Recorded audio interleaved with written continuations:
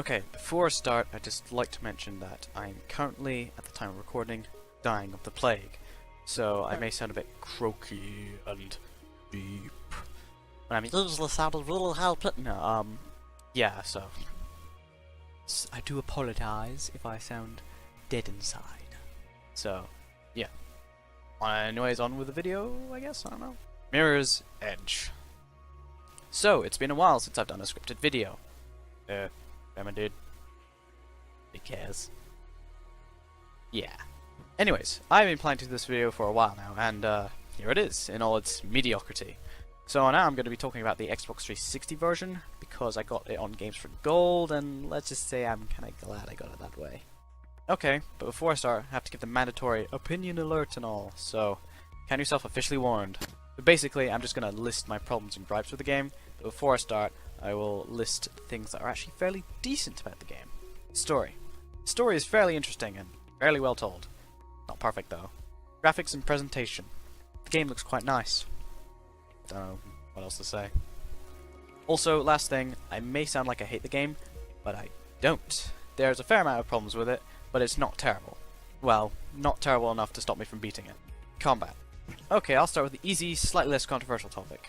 If you don't know, which to be honest, most people watching this that aren't in my tiny subscriber count, and an even smaller group of people that actually decide to click on this video, and have actually gotten to this point in the video, know, Mirror's Edge has guns. And it's really poorly done. The guns don't really feel like they have much impact, and most of the situations you'll just have to try hiding cover and wait for them to peek out and shoot them, which is really not suited for this game.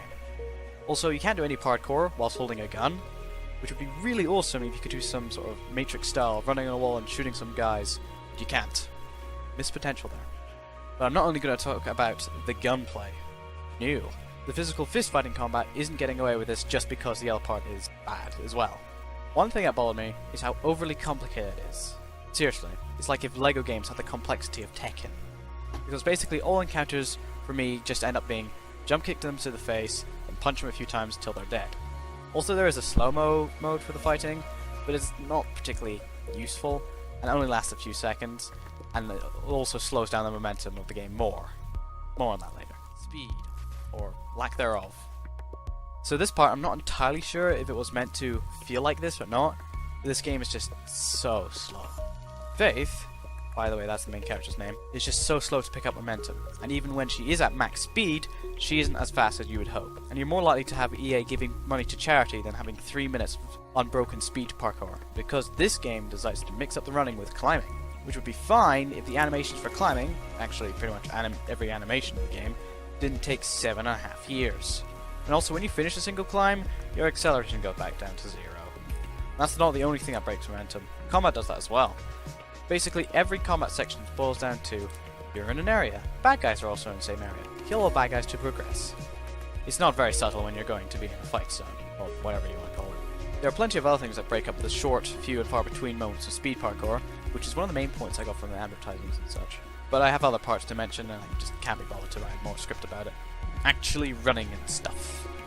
There's a few points I'd like to mention about the actual levels and stuff, even though I just mentioned actually running stuff, but whatever. One thing I'll mention is runner vision, which isn't always very useful. I don't know why, but I sometimes find myself getting lost in the levels, which may just be my fault. Not because of the beautiful scenery, but mainly because the levels got a bit confusing in where to go. And most of the time, runner vision wasn't there to help me. It's helpful in some situations, but not in others. Another thing some people might know about is the fake loading segments. This is the point where the game plays an animation or something, like turning a valve halfway through, so it can load the game but not show a loading screen, which I don't find a massive pain, but it's another thing that breaks up momentum, so hooray. Last few things I would like to mention are, the checkpoints in the game aren't very great sometimes. They're not terrible. Second, I found the hitbox to be dodgy a few times, so yeah.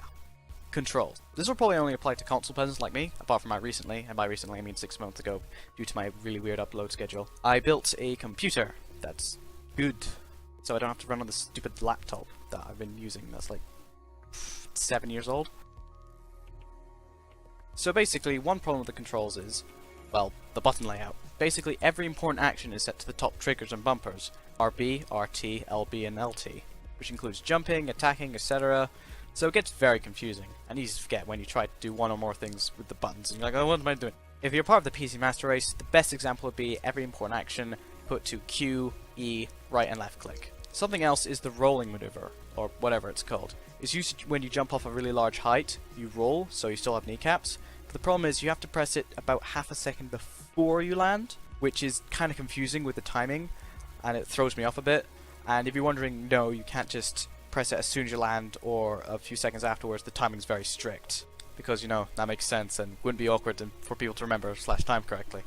And finally, the last thing on my list, the game is short, which I don't really mind that much, actually, to be honest. It's better to be short, like Rayman 2, than to drag on too much, like Rayman 3.